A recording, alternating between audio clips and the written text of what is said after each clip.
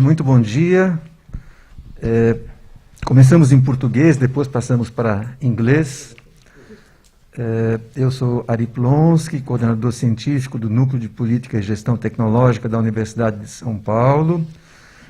Esse núcleo, conhecido como PGT, Política e Gestão Tecnológica, é um espaço de pesquisa que envolve duas unidades da USP, principalmente, que são as fundadoras, a própria Faculdade de Economia e Administração, Contabilidade e Atuária, a FEA, onde nós estamos, na sala da congregação, pelos seus departamentos de Economia e Administração, e a Escola Politécnica, pelo Departamento de Engenharia de Produção.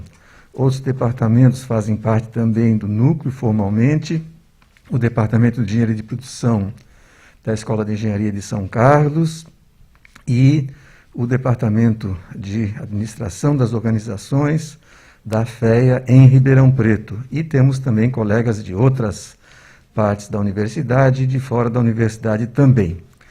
O núcleo ele é vinculado à Pró-Reitoria de Pesquisa e Inovação. Aproveito para comentar que temos aproximadamente 5, 6 semanas em que a Pró-Reitoria teve o seu escopo expandido de pesquisa para pesquisa e inovação, então a Pró-Reitoria de Pesquisa e Inovação, e é formalmente chamado um NAP, Núcleo de Apoio à Pesquisa e Inovação, no caso. O núcleo tem, evidentemente, cooperações internacionais relevantes e nos dá muita alegria de que uma dessas cooperações é com a SDA Bocconi, uma instituição de primeira linha na Itália. Essa cooperação já vem de vários anos e ela é liderada pelo professor Eduardo Vasconcelos, professor emérito da FEA e um dos fundadores do nosso núcleo, lá para trás, nosso núcleo, um dos mais antigos da USP. Ele foi formalizado ainda na década de 90 e, igualmente, ativo nessa cooperação é o professor Dr. Marcos Castelhano Bruno, para ser mais preciso, que está aqui ao meu lado, e que, no caso, fez a intermediação para que nós tenhamos hoje uma apresentação valiosa num tema de fronteira, que é a servitização das organizações, das empresas, teoria, prática e impacto. E eu vou, então, agradecendo a honrosa presença do professor Vincenzo Baglieri e do professor Vitaliano Fiorillo, e também, certamente, do professor Marcos Bruno, a pedir a gentileza de ele assumir o comando aqui da nossa conversa. Ele vai nos comentar a dinâmica, vai fazer as apresentações, e certamente será uma manhã, e já começo da tarde, né, de muito aprendizado, e obrigado a vocês. Obrigado, Ari. Bom dia a todos que nos assistem remotamente. Eu vou começar apresentando uma pessoa que se deslocou desde Belo Horizonte até aqui para fazer um contato conosco, que é a senhora Silvana Risioli, sempre envolvida com educação em muitas áreas. No tempo que trabalhou na Fiat, era responsável por um centro de formação, onde então tivemos a oportunidade de uma formação executiva com 35 gestores da empresa na época, e onde formou então uma relação muito forte entre o grupo, Fiat no caso, né, e reforçou no caso com a Bocconi, né, porque o relacionamento com a Bocconi também, é lógico, é de muito tempo, e nos aproximou aqui como Universidade de São Paulo também desse relacionamento.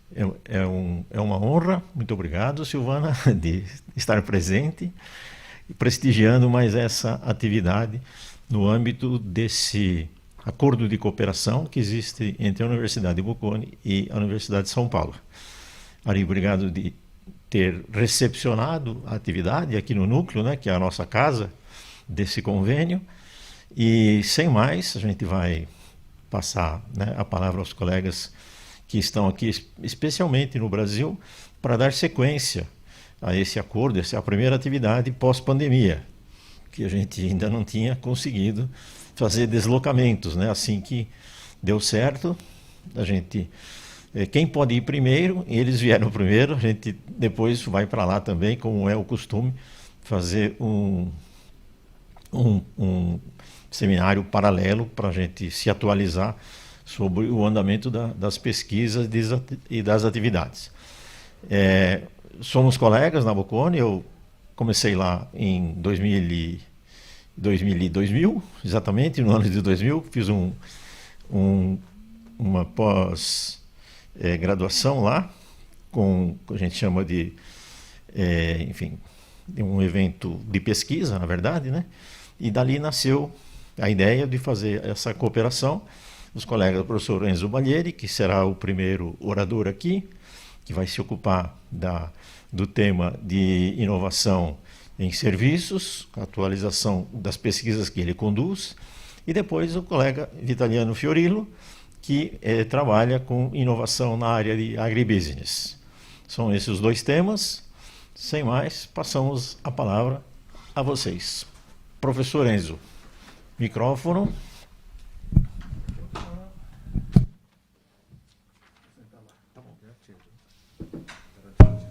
No, non è spento. Okay, so good morning. Can I take my mask off during presentation? Thank you so much. So good morning, everyone. My name is Vincenzo Baglieri. As Professor Marco said, I'm currently the Associate Dean for the Master Division of the SDA Bocconi School of Management, together with Vitaliano Fiorillo, Professor Fiorillo, who is the Director of the AgriLab. We are here today a little bit behind the schedule, but we'll do our best to recover, to present you a couple of our activities of research on the topic of, first, the servitization and the convergence of product to service, and exactly on the opposite, on the need to develop competences in the management of the agribusiness. So, in some sense, we are talking about the two opposite of the traditional perspective we adopt in economy. The traditional primary sector represented by the agribusiness, and on the opposite, service, that is the way the economy is moving towards and converging with products. In the between, there is this phenomenon that we call servitization, and that I'm going to present you very quickly with a specific focus on a key element of servitization, that is how to design and engineer the experience for our customers.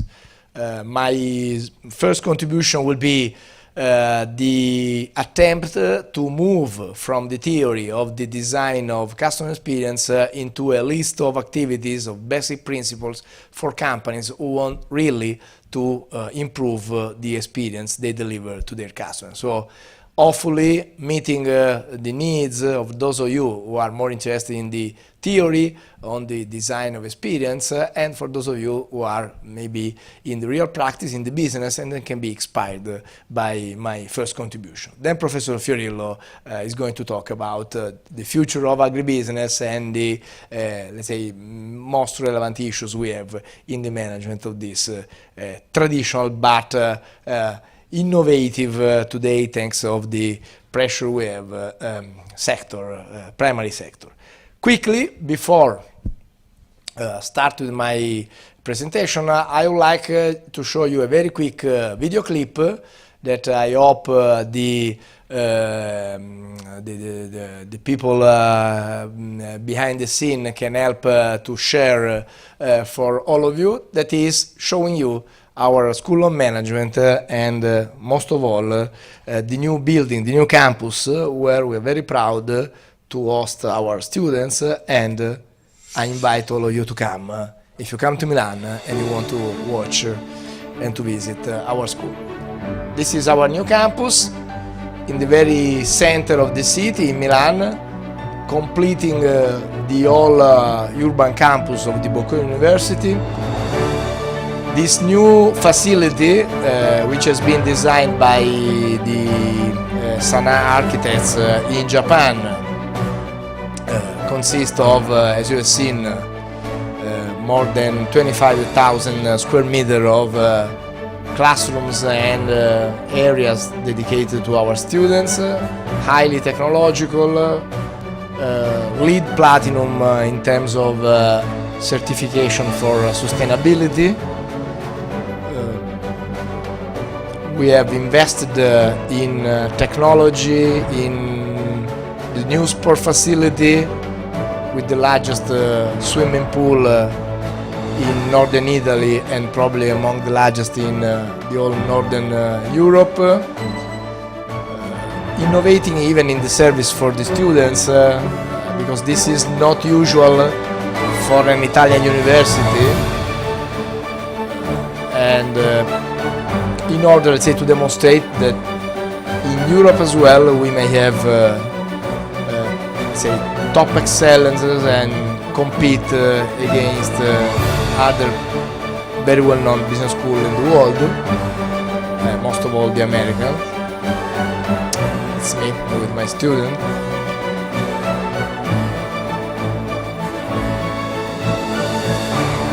And our students.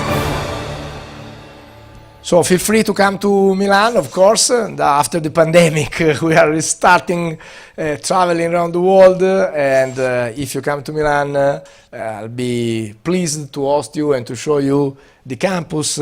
Now I switch back to my presentation. Thank you, Vitaliano. So very quickly, we are talking about very quickly what experience is and why we're talking about experience when dealing with the servitization of the business. Very quick snapshot on the determinants and the design characteristics of the product service combination, and finally a list of suggestions and tools to adopt when designing the customer experience. So let's start from the very beginning. We talk about servitization because of the commoditization of the let's say traditional goods that we have manufactured in the last 100 years. This is an example from the car industry. We all talk about the future electrification of the cars. The real innovation in the electrification of the cars, not only in my opinion, but for all the experts in this industry, is the fact that the new car with a battery is a product with a completely different way of delivering value to customers. Just for you to quickly understand, when you think about a traditional car with the internal combustion engine, usually this car stay parked for 85 to 90% of its lifetime. And while staying parked for 85 to 90% of its lifetime, a car is producing no value for both the customers and companies and corporations that can deliver services around this product. An electric car is a completely different product because the core value of an electric car is the battery in the car. And when an electric car stay parked for 85 to 90% of its lifetime, this car can be connected to the grid, to the electric grid of power in our cities, in a small community, in a, let's say, retail, in a mall or commercial area, so can be connected with other cars, with the grid of power, with producer of electricity and with users of electricity. So it becomes a part, a node of a network of services that we can enable because of the connection between different nodes. So it means that the product becomes a way to drive service to customers and service to other business. In a situation like this, when products are becoming part of larger businesses where they are the drivers for additional services, the key issue we have, particularly today when we deal with innovation, is to clearly identify what we have to design since the very beginning. Once again, very quickly, do we have to think about first the product and then the service that you can deliver thanks to the product? Or, on the opposite, do we have to start thinking about the service and consequently the product we have to design to deliver the service? Or finally, do we have to look at an upper level? More or less like to say, do we have first to design, I would say, my smartphone and the technology in the smartphone, and then to think about the service we can deliver with this smartphone, or on the opposite, first the service and then the smartphone? That's what we have done so far. So we have companies designing products and then enriching the product with service. That is what we call servitization. And we have companies delivering services and then designing products in order to deliver their service. Think about Amazon. Amazon is 100% a service company. I would say it's a logistics company and a data management company. But to increase the quantity of service they can deliver to you as a final user, they need physical products like Echo, the device you have at home that you can use to directly talk to Alexa, and through Alexa, the virtual artificial intelligence system, you can directly get into the world of Amazon. So this is what we have done so far. My perspective of research is that this is, let's say, a partial way, a constrained and limited way of thinking about innovation. If we want to really innovate, we have to change a little bit the perspective to look at the upper level, and the upper level is what we can call the customer experience, what we really deliver to customers because of the product-service combination, independently from the direction of our companies, from product to service, or on the opposite, from service to product. So we have, first of all, defined what the experience really is, and then we should deploy the determinants and the characteristic of experience in terms of the characteristic of the product and the characteristic of the service. It's a radical change of perspective, because I'm saying that even if you are in a company making physical, traditional hardware products, you must be strongly connected with the customer perspective. Once again, as to say that when you start designing a car, knowing that a car is part of a product-service combination of business, and that the car can deliver different value to customers because of the different way of being connected with this network of products and services, you don't have first to design the car. You have to define clearly what is the experience of mobility and services in general you want to deliver to your customers because of the product that you are designing.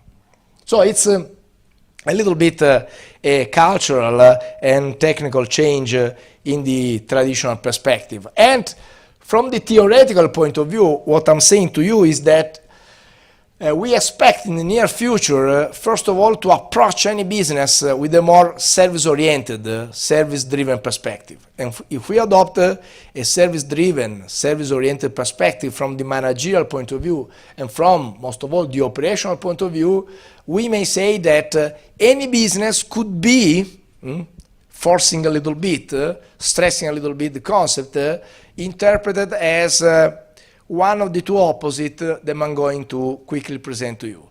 So any company can work and play and design its business model as what we call a service factory, or on the opposite, playing its business and its strategy as a service theater. Very shortly, because unfortunately I don't have a long time available, a service factory is a business model whose goal is to focus on large volume, high level of quantity, high level of efficiency, not necessarily, please pay attention to this, not necessarily low level of experience for customers.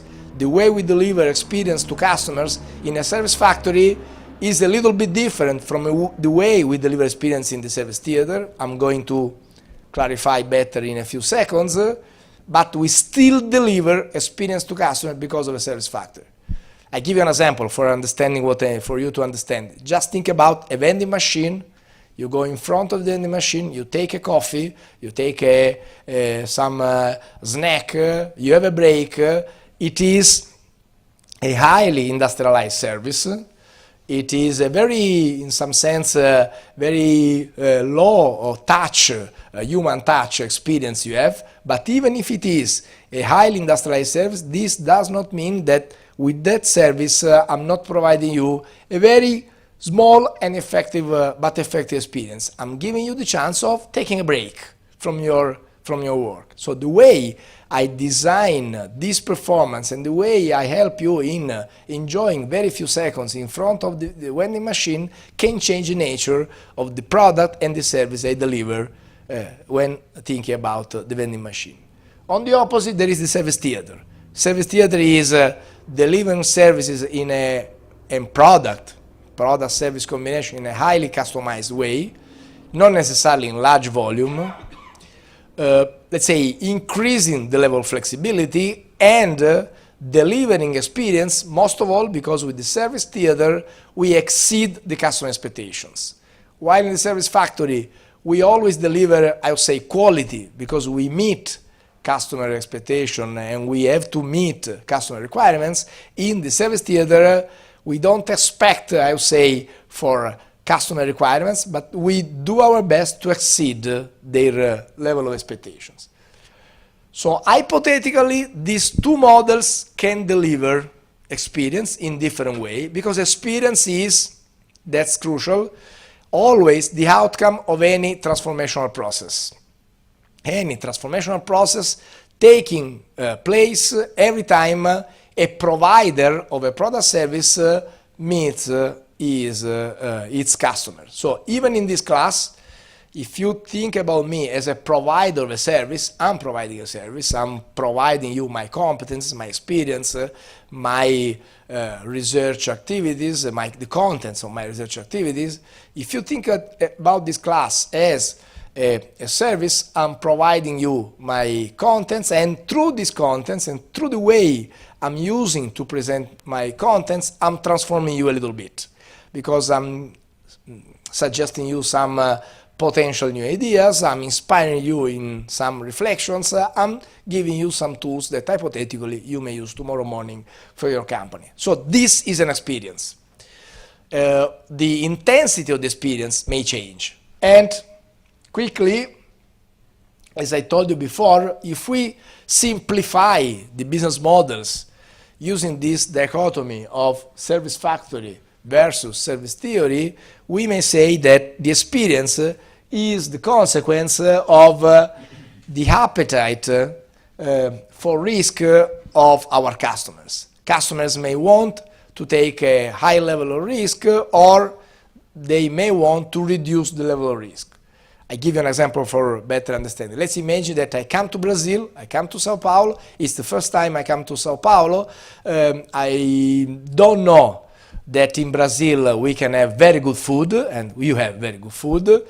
As an Italian, you should know, we Italians are so proud of the Italian food, and let's imagine that I'm so convinced that the only food in the world, the very good food, is the Italian food. If I'm in Sao Paulo and I don't know where to go for having food, and I want to reduce the risk of, let's say, testing my, let's say, risk, my appetite for risk, I go to McDonald's. Because McDonald's always provide me the same constant level of performance all over the world. So I'm going to McDonald's because I go to McDonald's as a service factory to replicate a positive experience I had in Italy, in New York, in Los Angeles, and in Shanghai as well. Can you understand what I mean? No risk, or very low risk, Silvana. Very low risk. That's a service factory. So in a service factory, you deliver low risk because you have designed your processes in order to be highly dependable. Dependability in operations means that you can replicate the same performance anytime you want. So you have highly industrialized process, and you industrialize your process in the service, product-service combination because of very specific strategies and tools you may use. First of all, starting from the use of digital and information technologies in general. So you get this because of dependability, you get this because in terms of technical, I'll say rational factors, you use a high level of information. You automate your process, and most of all the process of connecting with customers. Just consider what happens anytime you get into a McDonald's. The informations you get and the information you provide are basically always the same. There is a menu, you know what you have to ask for, they know exactly what they have to deliver to you. So the level of connection between you and the customers is very highly simplified, and it's based on an exchange of information that is clear and always, let's say, constant in terms of quantity and quality of data you exchange. Third, in terms of, let's say, human factor, in a service factory, even if this may sound a little bit counterintuitive, the most relevant role from the human point of view is the role of the customers. In a service factory, the experience is usually delivered because you involve customers in the whole process. I give an example. There are a lot of evidences of what I'm going to call the IKEA effect.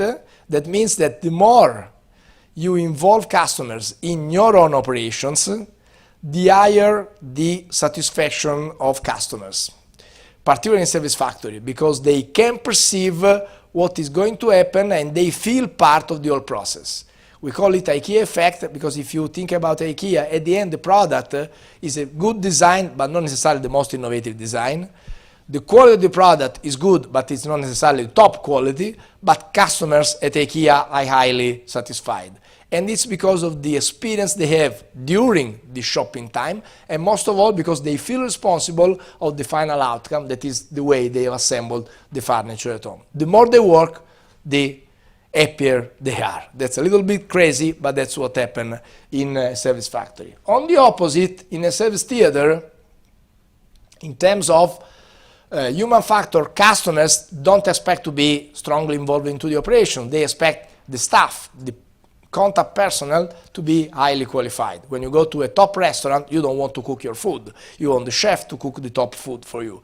So what is making the difference in a service theater is the competence and the ability and the skills of people working for you. That's the first key element. Second, in terms of technical factors, the artifacts, so the physical product you use, and the facility where you deliver the service make the difference. So if you need, unfortunately, a doctor and someone suggests you to go to a top doctor, and so you expect this doctor to have the top competence, but then the place where the doctor meets you is not, let's say, in terms of quality of furniture or context of the whole, let's say, surrounding. At the top level, you do not necessarily trust about the competence of the doctor. But not because of the doctor, but because of the place where the service is taking place.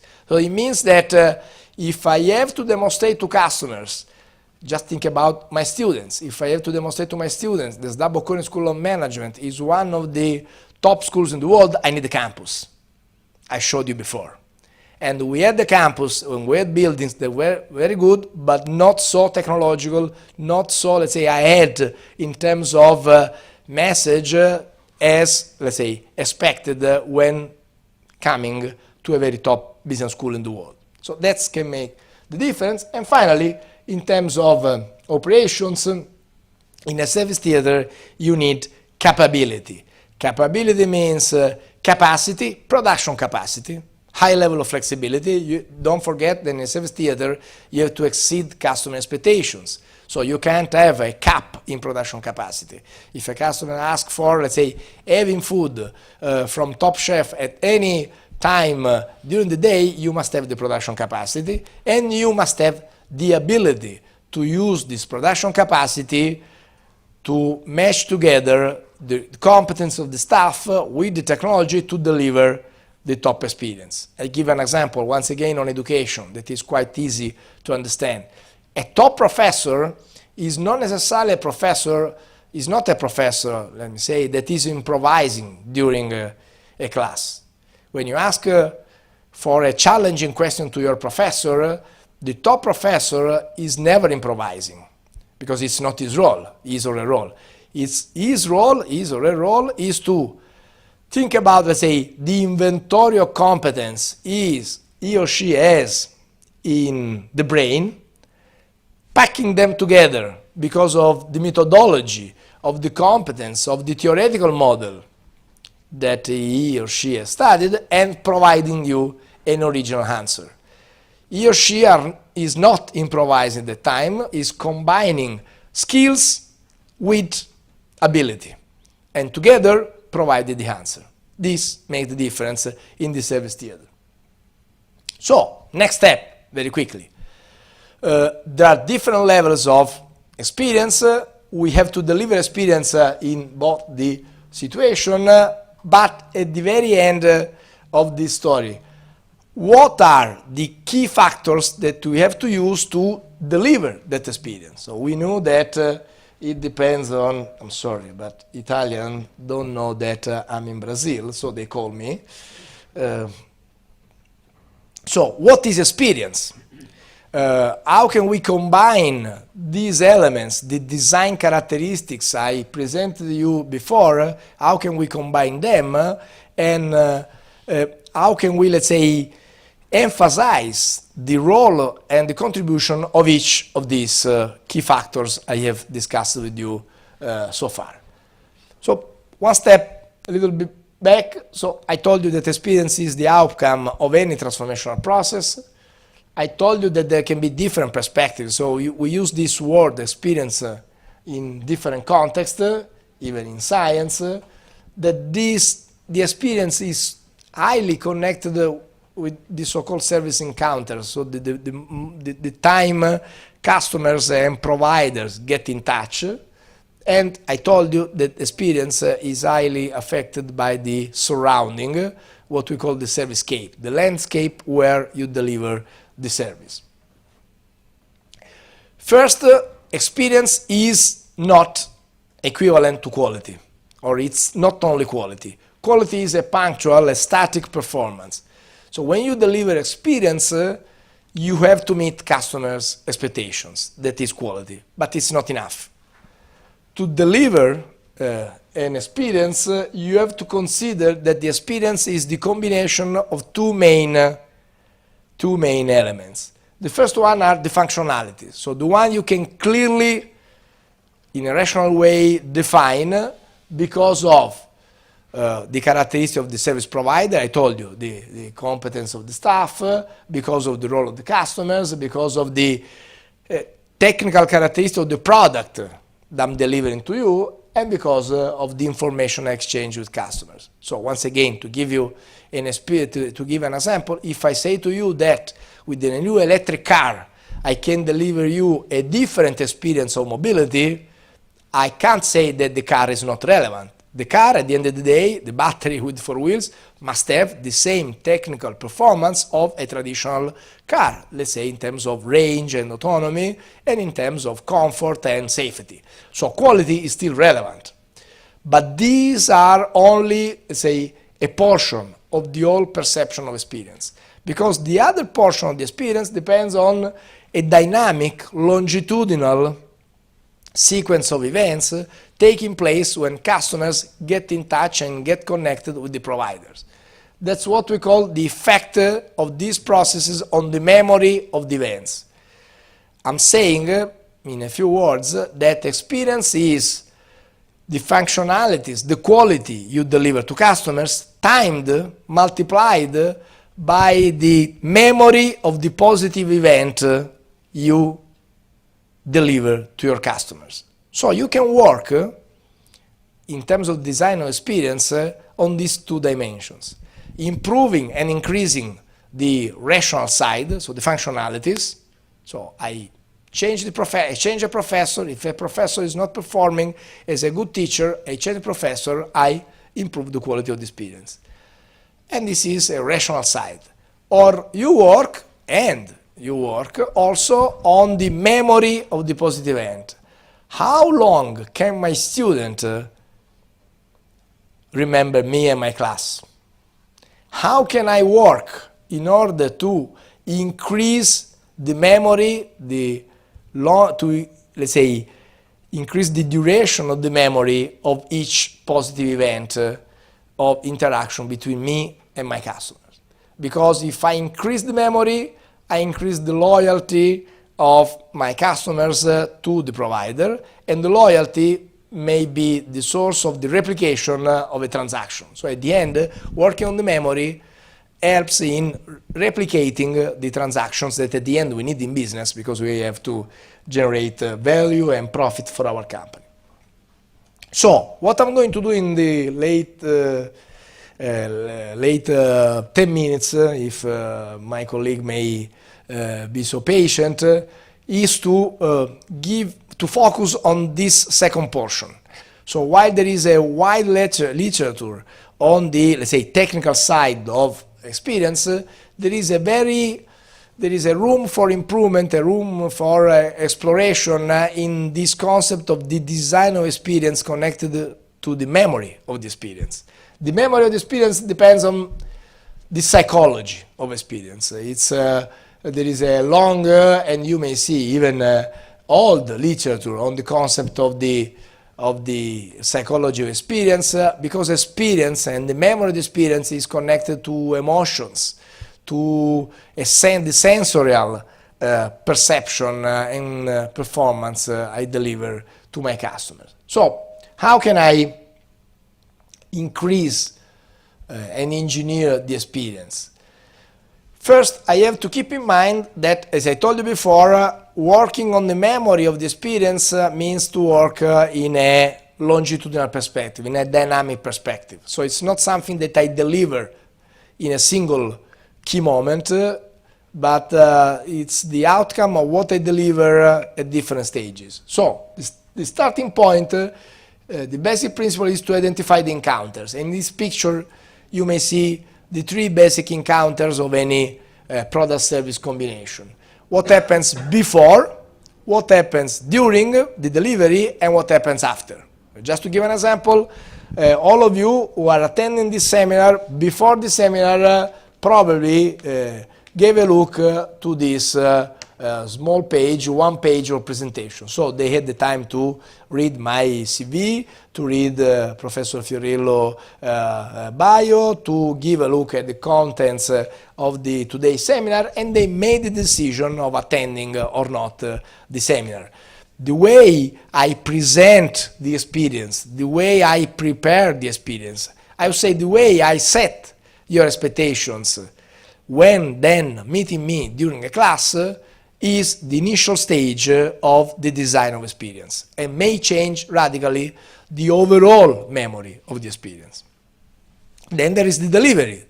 So I can transform you, and I transform you because of the effectiveness of my class. And then there is what happens after. Let's imagine that at the end of the seminar you have some questions, you don't want to ask for a question during the seminar, you want to ask after the seminar. If I don't give you the chance of asking for any clarification at the end of the seminar, I'm not managing another key relevant stage of the, let's say, building of the experience. That is what may happen after the delivery.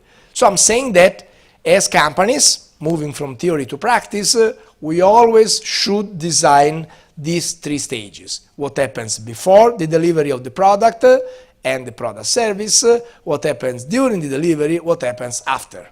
That's the key element, the key concept of servitization. Servitization means to design first, increase the quality of the relationship during the delivery, and most of all to leverage and exploit the value we create to customers, for customers, after the, say, delivery of the product and while customers are using the product we deliver to them. So first, identify the encounters. Second, clearly identify also the connection among the encounters. So if there are different stages, I should also connect each stage to the other stage. Just think about the typical curriculum of a program in our universities. As a professors, we are very good in designing the single course. But my students sometimes complain with me because they say, hey Enzo, hey professor, we clearly understand that we need finance, marketing, and let's say strategy. But there's none in the old school, explained to us what are the connections between strategy, marketing, and finance. So each stage is very well designed, but we do not necessarily integrate all of them in a single unique system. That's what I mean when I say that we should also design the different stages. Third, I told you that experience is the combination of static technical functionalities, time, memory. So it means that the way I deliver the sequence may affect the memory. I give you a very quick example for you to understand. First of all, the way I design the sequence of a process may impact the memory, because what customers clearly remember of any single event and any single transaction is what happened at the very beginning and what happened at the very end, and the peak of experience of emotions they had in the between. So if I impact on you, if I have an impact on you in the very first 30 seconds of my class, you immediately get a positive memory of the experience of staying in a class with me. If I impress you and I overcome the initial emotions I provide you at the beginning of the class, with the final conclusion, you remember the initial stage and the super peak and at the very end of the experience. If during my class I have another positive peak, you remember these three stages, these three events. What happens at the very beginning, what happened at the very end, and what happened in terms of positive or negative peak in the between. So if I have a negative peak, that is the point number 3, if I have a negative peak, what I should do in the design of my experience is always to locate, to place this negative peak, now I give you an example, after the initial stages of the whole process. So let's imagine that unfortunately you have to go to the hospital, and that you have to go to the hospital because you also need to go through some very invasive and painful exam.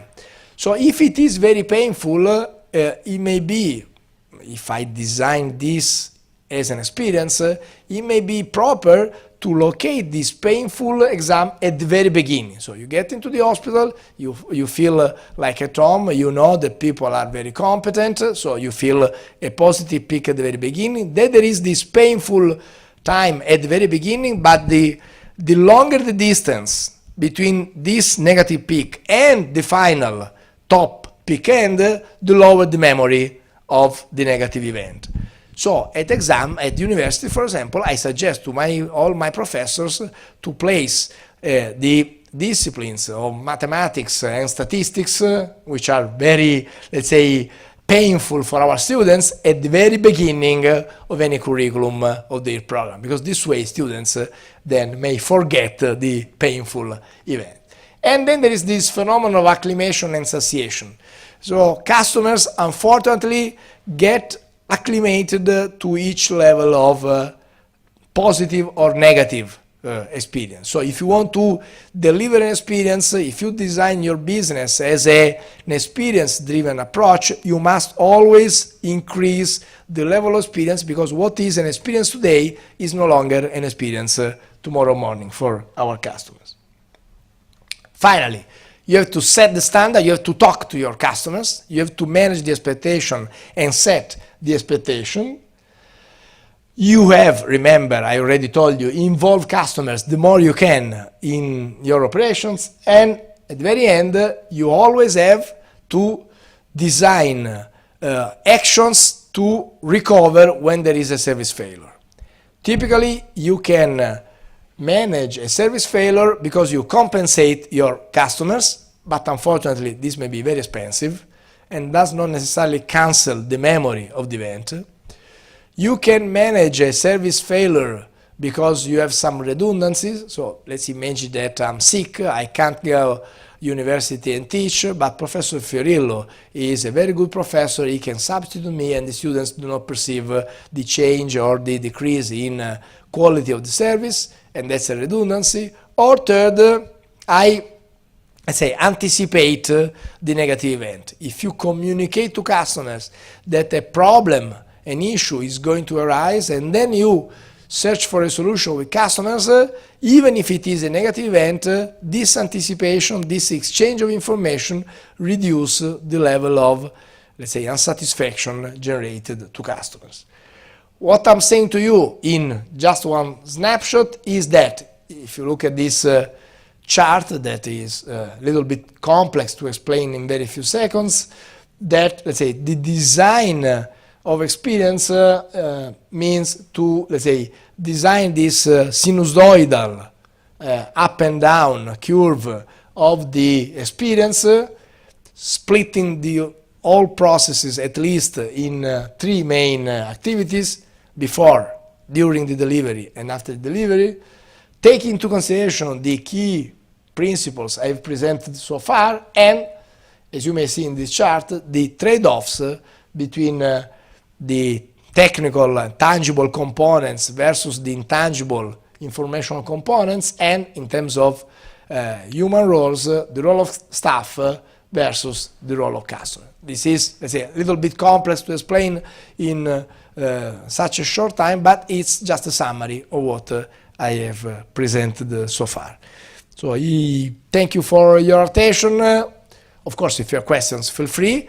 That's my email, and if you have, if you need to ask for some clarification, as I want to manage also what happened after this delivery, feel free to email me, and I'll be very pleased to, let's say, answer to your questions. Thank you so much. I leave the stage.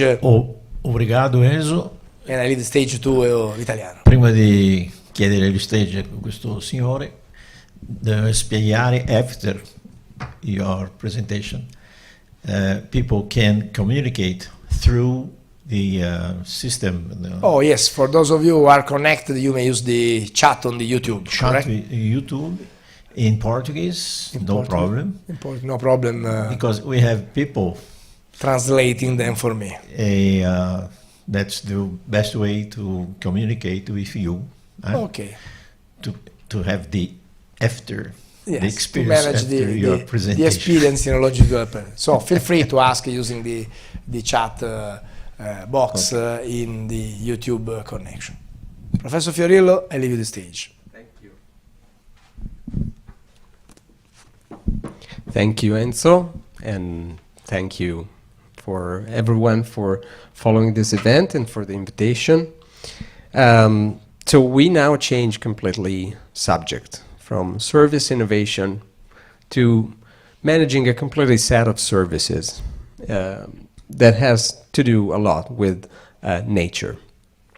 First, before we start, just a few words on what we do at SDA Bocconi in the agribusiness sector. I have to say, for a European business school, it is quite odd to have a, let's say, agribusiness-focused research laboratory, lab, or anyway research practice on agribusiness. It is pretty common in the US, in South America, and is especially focused on large companies that have a need for education or research in the value chain of agribusiness. But rarely research and management education have focused, especially in Europe, on farms, which is what we do mainly. We also have a value chain approach in studying agribusiness, but in the value chain, it is fundamental for us to introduce farms to management practices and to study better what farms are doing and what are the needs of the farms and how the farms will fit in the future of agribusiness. Upstream and downstream of the farms, we have such large companies in the value chain, and that they are multinational companies. They are input providers, automotive companies, they are distributors, logistic companies, food processors, fiber processors, fuel processors, and so forth and so on. These companies have followed an evolution path in the last 60 years, let's say, 60, 70, 100 years, especially management, that the farms did not leave at all. the farms did not know about how to evolve. And this is particularly attributable to the fact that farms have always been somehow protected by a policy. And this is true for all over the world. For Brazil, for the US, for Europe, farms are recognized to be a cornerstone in our food system and in our production system. And being a cornerstone, they've always been protected by politics. 50% of the EU budget, the European Union budget, is dedicated to agriculture. And, but this created a system of subsidies and continuous help to farms that basically turned the farmers into very good tractor pilots and very good bureaucrats to access to these funds. But they completely forgot how to be an entrepreneur. The product is designed by the input providers. The treatment, the process is designed by input providers and mechanical companies.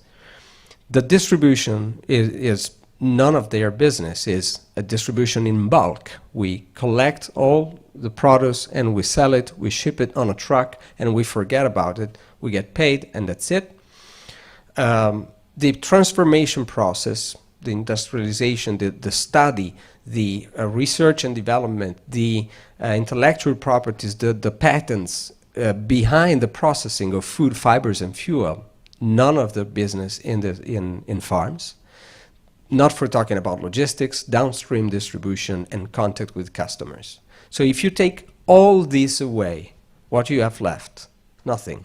Just step on the tractor, plow the field, collect the product as they told you to do, and that's it. So nowadays, this, and then if something goes wrong on the market, you don't even know, you don't even need to anticipate the market or study the market or identify the needs of your customers, because all in all, you have an umbrella policy that will cover for anything that goes wrong. So today, this approach is no longer possible. Today, farms have to be part of a very complex value chain and have to play an active role in this complex value chain, because and all the companies in the value chain are now recognizing that they miss some counterpart in the dialogue in the value chain, which is the farm. So now what we are trying to do at AgriLab is to have an impact. Our mission is to have a positive impact on agribusiness by increasing the level of knowledge and management and the knowledge that we have on the agricultural sector to give the value chain a complete, let's say, a wholesomeness with farms as an active player in the supply chain, in the value chain. And this is very important nowadays to return this role to farms, because all in all, agribusiness and the agricultural sector is the key for reaching at least 13 of the 17 Sustainable Development Goals as identified by the United Nations for our future prosperity in 2050. 13 of these goals, the ones I have highlighted, are more or less directly related to the agricultural production. Zero hunger, of course, it's directly related. But also good health and well-being. If the farm, if that is producing, the farmland that is producing the things we eat is not healthy, then the things we eat are not healthy. And so forth and so on, the clean water and access to water, the affordable and clean energy, because farms may have a role in renewable energies, as you know. The climate actions, farms have a fundamental role in carbon sequestration and stocking. So they might act as a climate mitigation actor. So for all these reasons, agribusiness is very important nowadays. And it is very important to understand, to prepare the farms to reach these goals. The other companies and the other players and the stakeholders in the agribusiness do have the tools, the knowledge, and all the means to cope with these goals, but not the farms. They are not aware they are part of this, and they are the core part. For the rest, you have Professor Baglieri that is providing all the tools to big companies and so forth and so on. So when we say it's agribusiness is involved more or less directly in 13 of the 17 SDGs, we are implying that there is a huge potential, a huge opportunity for growth in that sector. And when there's a huge opportunity, that's when investors come in. So for a long time, investments in agribusiness were relegated to pension funds and insurance funds, buying a lot of land just to capitalize and to, let's say, discharge the risk of insurance business and pension business on something real and actual, like land, something stable, something that is there, that never changes, that has a constant value. Nowadays, with these challenges and all of these opportunities, institutional investors such as VCs, venture capital funds, private equity funds, they all have entered the business, and the increase in the last 10 years in the investments in the sector is strikingly, it talks by itself. Last year, in the agribusiness, overall in the world, we have investments more than $50 billion in downstream and upstream of the agribusiness, meaning upstream, all the technologies for processing, producing food, fibers and fuel, and downstream, all the distribution. So basically what you see downstream, the yellow part, is basically investments in delivery, in the home delivery companies, which now are turning out to be not so profitable. But anyway, in the blue part. So these investors are investing all in all in technology because we believe that technology will be a key to overcoming those challenges and reach the Sustainable Development Goals. Because that's what we do anytime. When we have a problem, we turn to technology. That's what we do. So investments in technologies have covered many different areas, and they represent investments in technology and the agribusiness have been, let's say, communicated, and they represent an alternative asset class. It means that VCs and private equities have an alternative asset class compared to what they traditionally do, which is investing in more mature companies or investing in technologies, for example, in the digital field or in the automotive field. In this case, they consider these all categories of technologies and innovations to be an alternative asset class because it is in the agribusiness. But if you take a look at that, this is just technology. It's nothing new. I mean, for private equity and venture capital is nothing new, is investing in a new technology, hoping to find the unicorn. It's nothing different than investing in WhatsApp at the right time. One of these here will be the new WhatsApp. One of these will be the new a successful company, the new Tesla. Tesla. The new Amazon, it's still investment in technology. So it's not really an alternative asset class. But recently, another institutional investor has entered the market and started investing in agribusiness and may be a true discontinuity in investment in agribusiness. But the investments they want to make are directly related to farms. So if we talk about large American, North American, and South American farms, you have structured big farms that have a farm management. They are maybe part of a larger corporation, and they are perfectly ready to absorb any kind of investment. in technology, in whatever else. But if we take a look at Europe, for example, you have a scattered landscape of very small farms.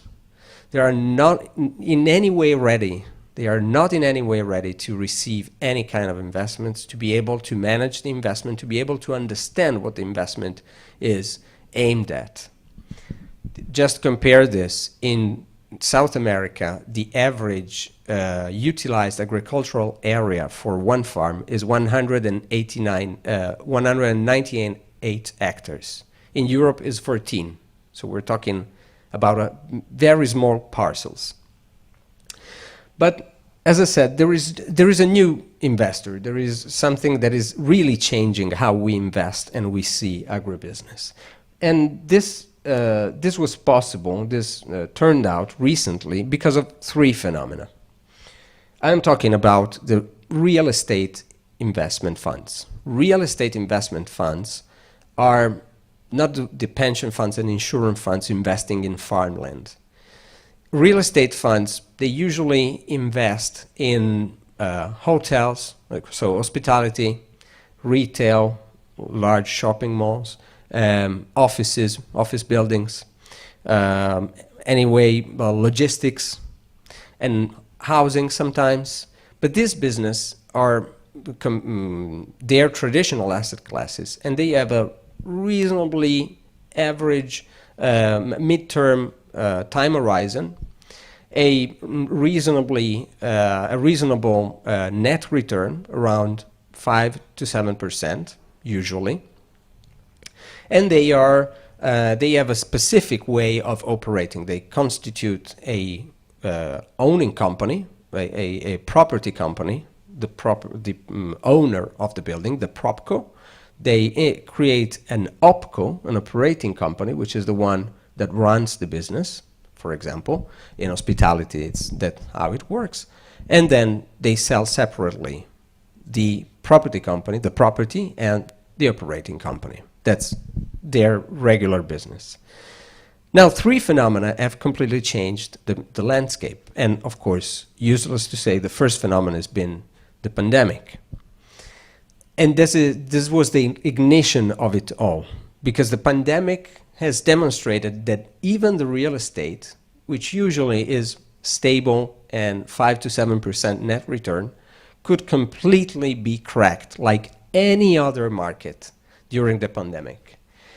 The net returns for real estate funds dropped as much as 2%,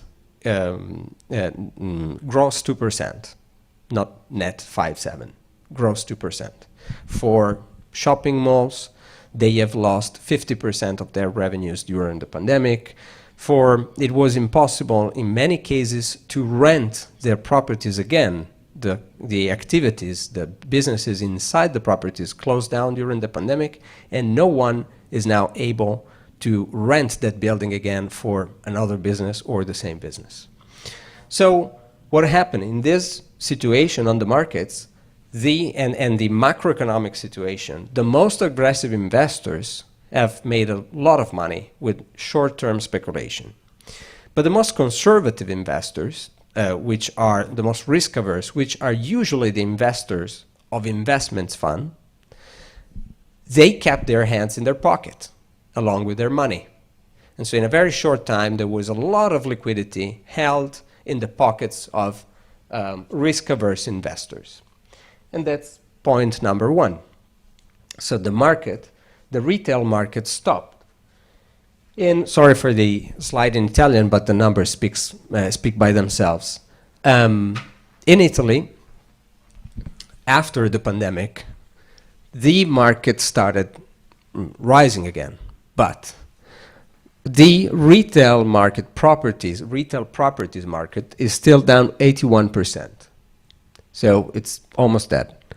Office properties market, down 37%. Hotels, where we're Italy, we live out of tourism, so it's 9% plus, but it's nothing compared to what it should be to recover from the pandemic. The only part of the real estate that is growing steadily, and it was growing steadily and with a lot of strength, is industrial and logistics, especially logistics, which is a plus 44%. So to sum it all up, after the retail market dropped, after the pandemic, we only have industrial and logistics property market that is rising again. And this takes us, so the real estate investment funds turn to logistics and industrial because it's the only thing that is moving. And this takes us to the third phenomenon. I'll take Italy as an example, but this situation is the same all over Europe and very similar in the US as of today. But I'll take Italy as an example because we have it all. Let's say we have all the bad luck that could possibly be. So the fact that the real estate for industrial and logistics properties is rising up again is increasing a phenomenon that has been going on for ages now, which is soil consumption. Every year we'll lose about 7% of the total surface, natural surface of the country because of industrial and logistics and infrastructure, facilities, whatever other building. 3.5% of the soil consumed is consumed by logistics centers. 7% a year is a huge figure. And let me show you something more. If you take a look at the map, of course, if you cement an area, if you use asphalt cement to build, and you cover a natural area with artifacts, you are increasing the radiative forcing, so the capability of the soil to increase the temperature. So you are somehow indirectly increasing the effects of climate change. And where do we lose this surface? In the red parts of Italy, where you have the highest temperatures. The highest temperatures are also the regions in which the investments in real estate for industrial and commercial are concentrated. And Silvana, you may know the area pretty well. And now it's not a geography lecture, okay, but just trust me. The areas that you see in red with the highest temperature, with the highest investments in new areas to be new construction areas, are also the only ones in Italy where you have good, efficient farmland. So if A is B and A is C, we are subtracting farmland. And this is the third phenomenon. Farmland is scarcer and scarcer, is growing scarce every year. So we have a lot of liquidity held by risk-averse investors. We have a retail market that is stopped, and we have a new product that is getting scarcer and scarcer. This makes an opportunity for an investment. And that's why real investments now are turning from offices, hospitality, and shopping malls to farmland. To farmland. But now it's another question. They are interested in farmland, but they know exactly how to manage a building, a shopping mall building. They know exactly how to manage an office building. They know exactly how to manage a logistics center, and they know exactly how to make the calculations to understand how much the net return will be. Now the question is farmland able, are we able to extract at least 2% net return from farmland? Because if I have a gross 2% in a very complex and volatile market such as the real estate, then a net 2% could be enough for my investor to take the money out of their pocket and have a few money, damned but sure. Because farmland is a stable asset class. is sort of an infrastructure, has the same characteristics of an infrastructure asset class. Agriculture is counter-cyclical. It doesn't matter how the economy goes, you will always have demand for the production of agriculture. We have a rising demand for food, fibers, and fuel because we have an increasing population and we need more food, feed, fibers, and fuel. Land is growing scarce, as I said.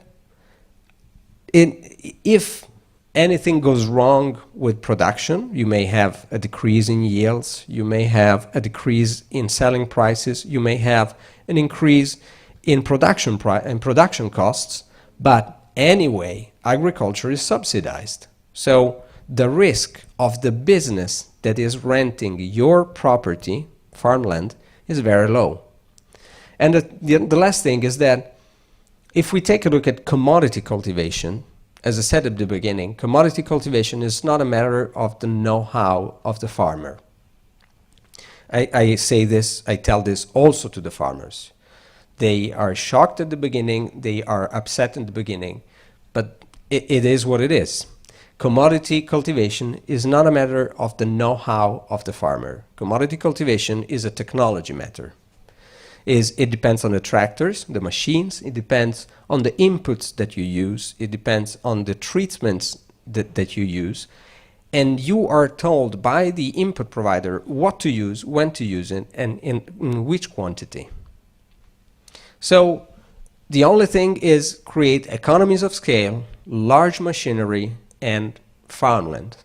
That's the only thing. So it's even, let's say, an easy business. Not just a non-risky business, but an easy business. Okay, so to answer, they looked at it, they liked the asset class, but on the other side, to answer the question, can we extract a 2% net return, we need to answer two more questions. The present and future value, so how much does it cost today, and how will be the price when I sell it at the end of my investment, at the exit from the investment. And who is going to manage this? Because if I go in the hospitality sector, I know exactly that the operating company has a structure, has some capabilities, has some personnel, and has to have, for example, room cleaning, room service, kitchen, whatsoever. Here, we need to deal with the farm. The OPCO would be a farm, which is generally, normally in Italy and Europe, a family business, very unstructured, usually led by a management of one, the owner, and that's it. So, but the interesting part is, before getting there, the interesting part is the present and future value of land. How do we price farmland? Today, if I'm a real estate investor, I only have two ways of trying to price the land.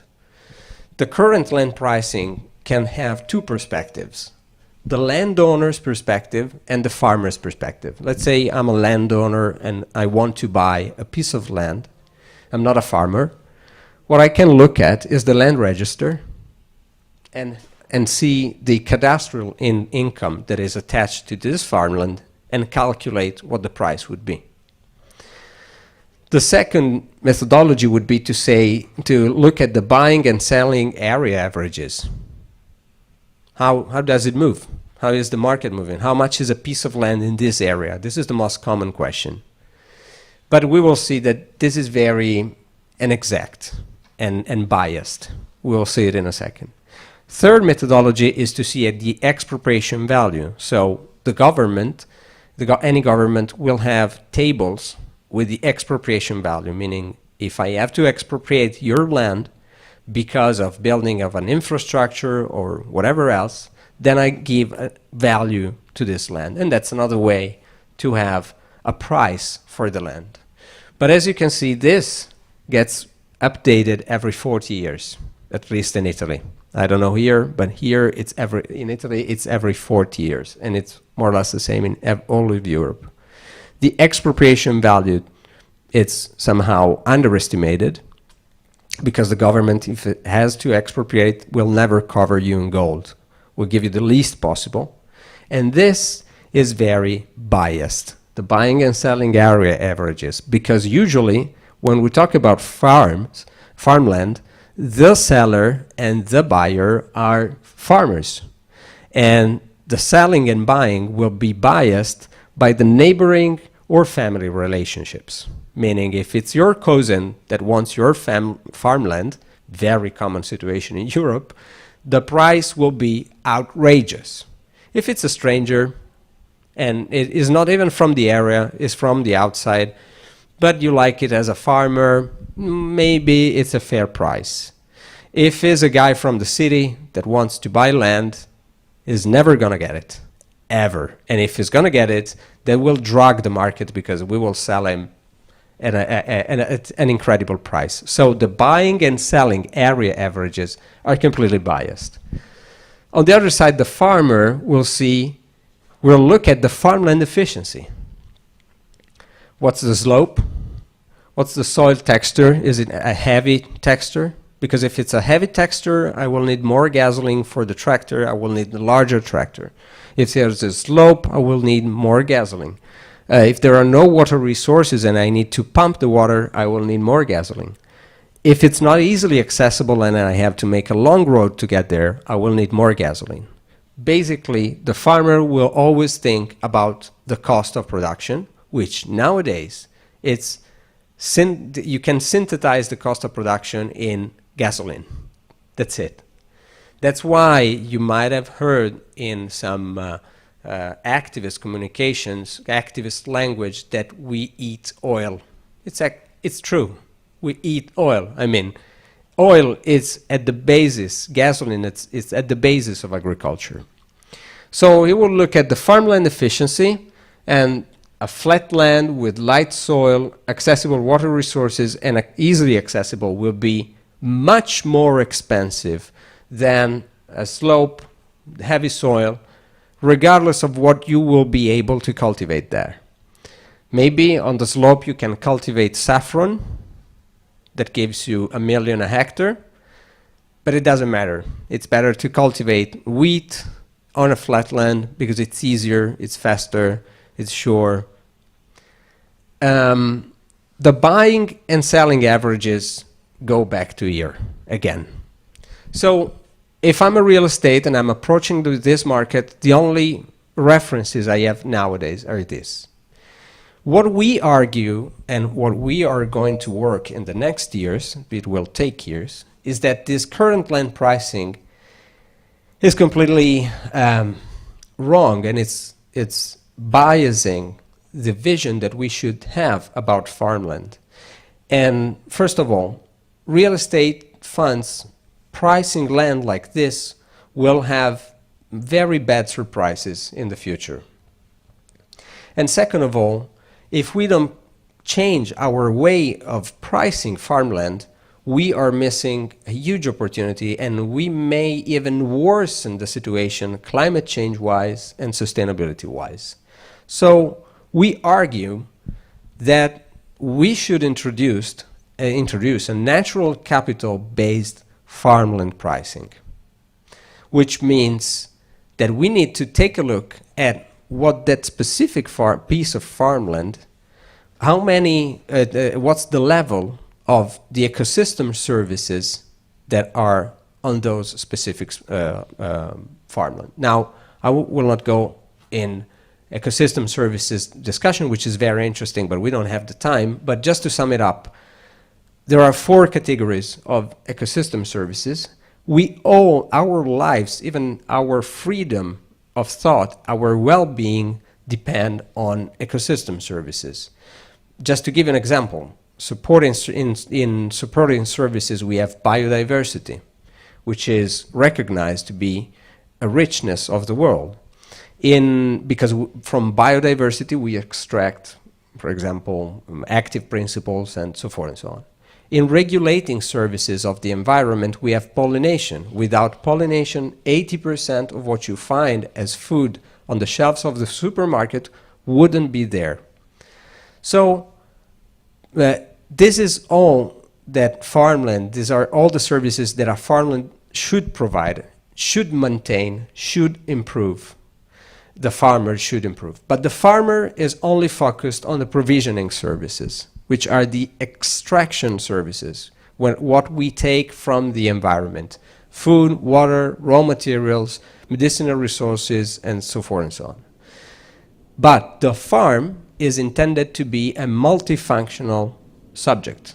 So taking care of all four aspects of ecosystem services. So what we should look at when pricing land is how much are these ecosystem services working? How was this farm managed before I bought it? And what's the level of the services? What is the ecosystem resilience to climate change? And most of all, more recently, what is the carbon sequestration potential? Which is very important. It's also been, just yesterday, the Ministry of the Environment in Brazil approved a new law on carbon credits. So the carbon sequestration potential is another issue. Basically, we are saying that what we argue is that it's good to invest in technology. It's very important to invest in technology for the agribusiness sector. But the agribusiness sector is not really an old-fashioned sector that is resistant to technology change, and we need to introduce digitalization in agriculture, we need to introduce satellites. It's very important. All of this is very important.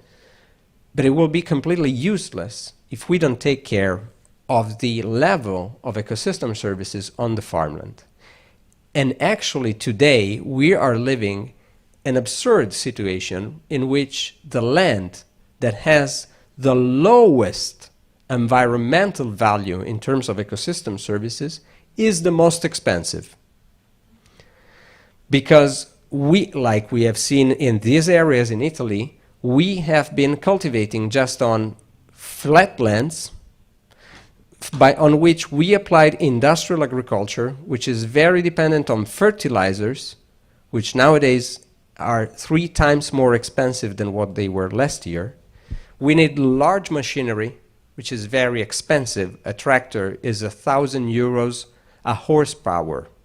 For each horse, 1 horsepower, 1,000 euros.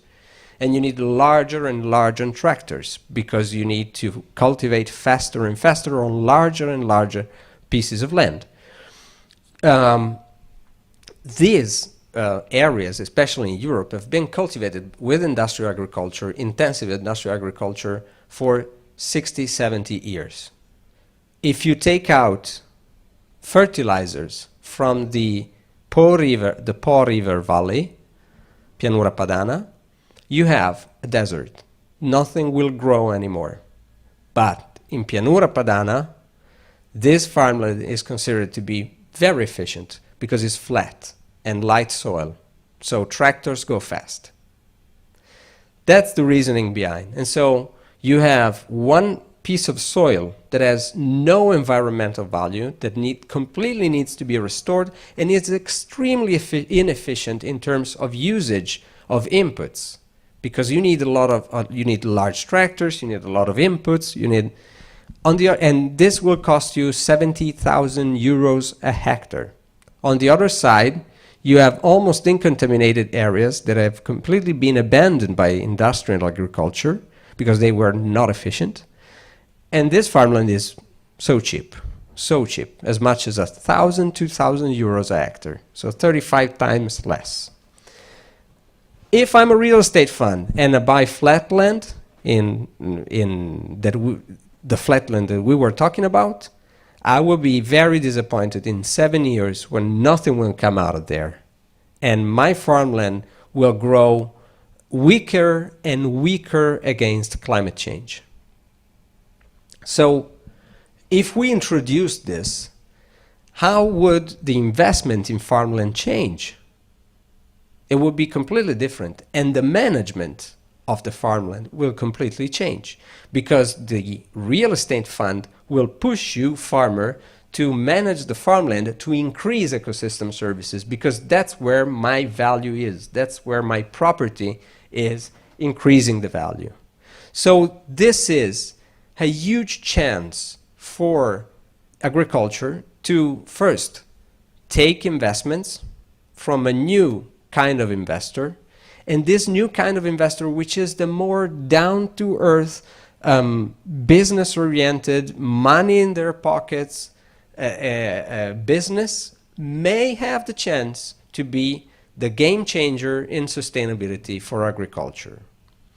But behind this, time, yes, sorry. I will close it, 5 minutes, 2 minutes. Behind this, there is the defining of the true cost of land brings a trilemma. First, how much is nature worth?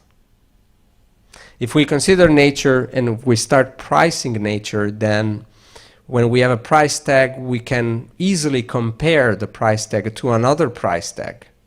And if the other price tag is better or a better investment, nature will be eliminated. Second of all, let me just skip a little bit.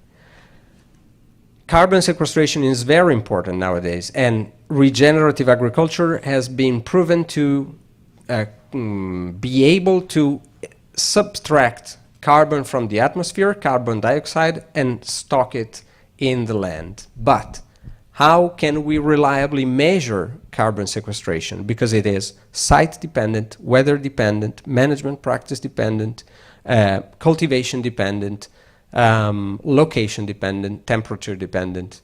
So each actor is different. How can we reliably measure? And how can we avoid the third dilemma, carbon speculation?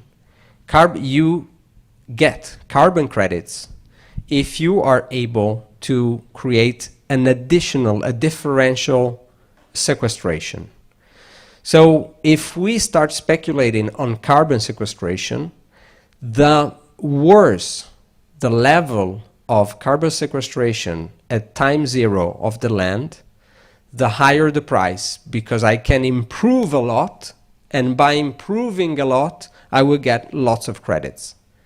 So it could be a counterintuitive mechanism by which the worst land could still be the highest in value, because you have a lot of potential in carbon sequestration. Okay, I think I took too much time.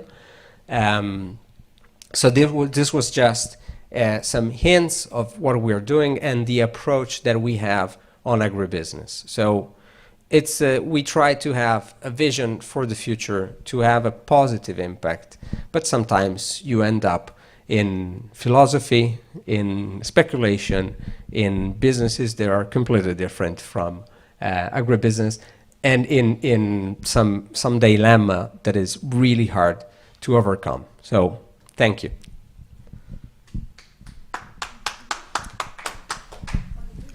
Obrigado. Thank you very much, my friends.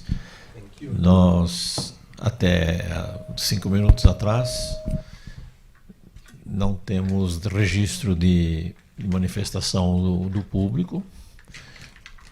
Não temos nenhum até agora, foi confirmado pelo backstage. Exatamente. Então, gostaríamos de passar a palavra a Enzo, per cortesia.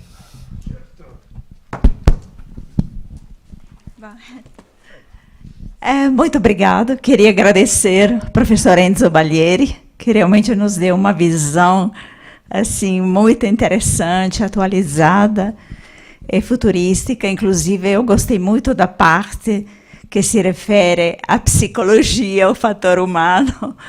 Isso achei, podemos conversar depois, porque foi muito interessante.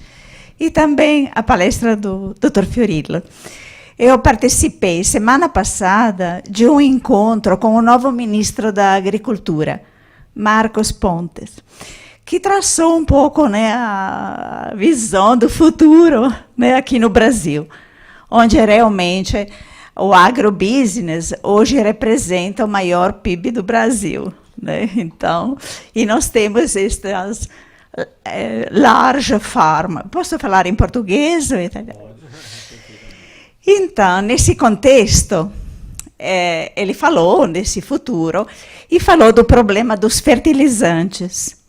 O problema dos fertilizantes no Brasil, inclusive foi a palavra também do ex-ministro Roberto Rodrigues, onde se fala que por 2 anos nós teremos sustentabilidade, né?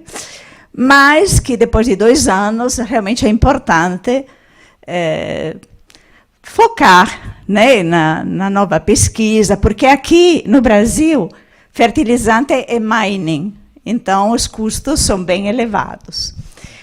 Agora, o que o ministro falou? Que já tiveram contatos no Marrocos e eles agora, ao invés de importar da Ucrânia, estarão importando do Marrocos. Mas isso é sempre, né, algo assim, se transporta de um lado para outro, como em Minas, as mineradoras transportam as montanhas, né, de minérios de Minas Gerais para a China, para a Europa, para os Estados Unidos. Então, realmente são problemas importantes. Tive também um encontro com o ex-ministro Alisson Paulinelli, não sei se lembra, Marcos Bruno, que ele é uma autoridade. E ele falou uma coisa bem interessante relacionada ao carbono. Eles estão já aplicando pesquisas onde eles definem, especialmente na área da bovinocultura, em larga escala, onde eles plantam, tem uma parte de floresta e uma parte de circulação dos bovinos, isso para diminuir, né, o carbono. E temos também o problema da devastação amazônica, onde já estão pensando, né, em larga escala de trabalhar assim com agrobusiness. Então era isso que eu queria colocar, né? Podemos ter muita coisa para falar a respeito. Obrigada. Grazie. Ali, professor Ali.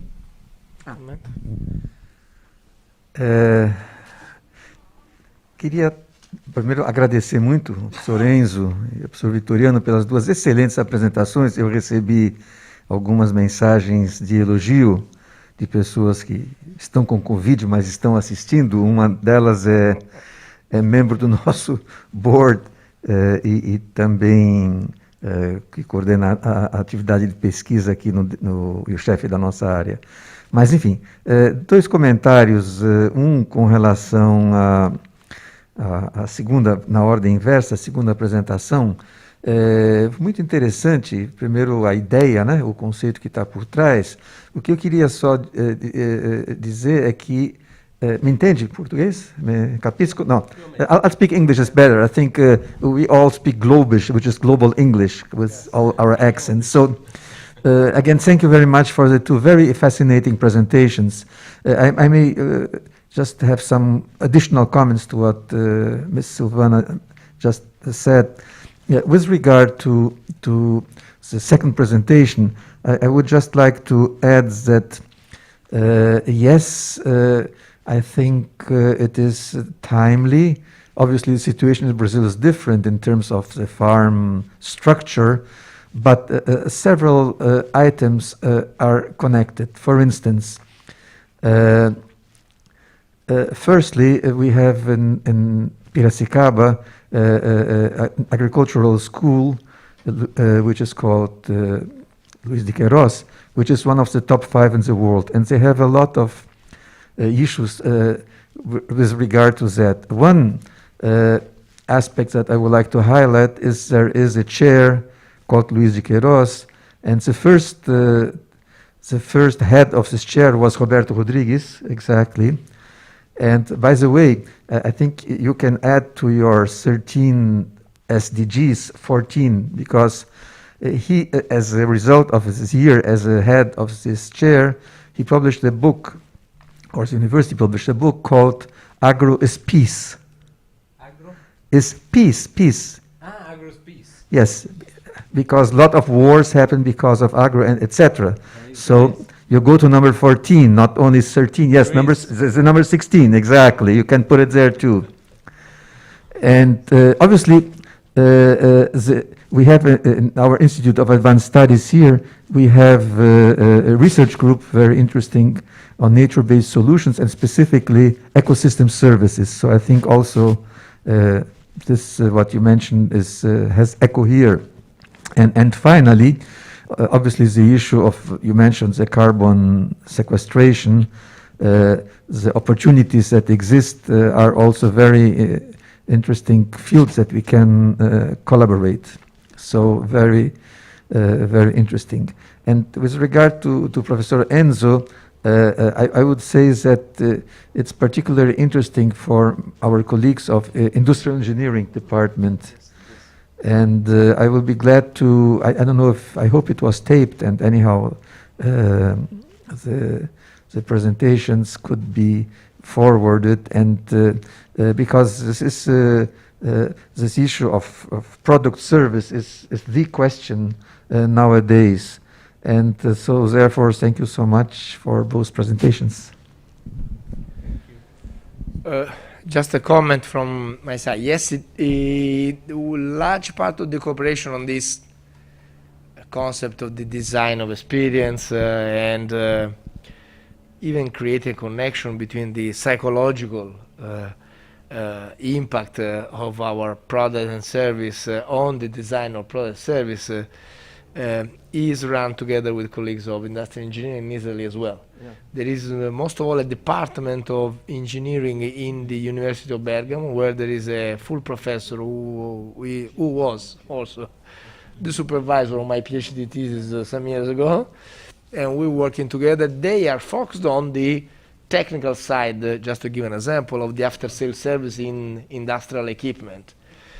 But adopting now this approach of defining experience in the B2B context. In the B2B context, the experience is less emotional and sensorial, and it is connected to the effectiveness and efficiency of the solution provided in a comprehensive way to the manufacturer, moving from selling a machine to provide capabilities, as I said, and adopting more or less the same model to identifying how and when to, I would say, we can dose the different performances in order to increase, on the one hand, the level of performance, and on the other hand, the, let's say, loyalty of industrial customers, B2B customers, to service providers. That's interesting. So I would be pleased to cooperate with your colleagues as well. Yeah. Vitaliano. I'm very glad you liked the presentation, you were interested by the presentation. I think that I was just thinking that in Brazil, I mean, you're much more advanced for many things as far as agribusiness is concerned. And it's very interesting to know that you are moving towards Brazil is also moving into this direction, also because you own one of the largest, most important resources of our planet, and which is always threatened by industrial agriculture, because there's a push of we need more land, and I'm talking about the Amazon forest, of course. No, it's very interesting, and thank you for having us here, because to see the an exchange between the Italian situation and the Brazilian situation, and the Brazilian agricultural system and the Italian agricultural system or European agricultural system, I think would be extremely beneficial, because all in all, we have more or less the same problems on a different scale, but with a completely different approach to agriculture. Here you have farms that have a structure. In Europe, we have farms that do not have a balance sheet, and they are happy for it. do not keep the balance sheet, do not keep the registers, do not keep the books, because they are not compelled by law, so they don't keep the books, and they think it's a good thing, so you don't have to control all that stuff. So that's the difference. Here you train farm managers, and in Europe, we have farmers that try to keep any kind of manager out of the farm as much as possible. So it would be very interesting to have exchanges, especially on this. And then there's the issue of the carbon market. We can be a great opportunity, but can also be can also backfire easily on the sustainability part. There is a need to have a credible market, to have a stable market, and to exactly measure how much we are going to attribute for delivering the good practices. And while carbon sequestrating with regenerative agriculture, at the same time, we can reduce dependency on fertilizers by 95%. 95%. The studies done by Università Cattolica in Italy, which is another partner for SDA Bocconi, the studies they have done, they show that with regenerative agriculture, you can save as much as 40 to 70% of gasoline, depending on the cultivation. You can save 95% of fertilizers, and you will have a drop in yields only for a couple of years, 2 to 3 years, and then the yields will go back to the original level of conventional agriculture. We are trying to promote this. The Biden government is trying to promote this. The European Union is trying to promote this. Still, there's a long, long way to go. So, well, thank you. It was very interesting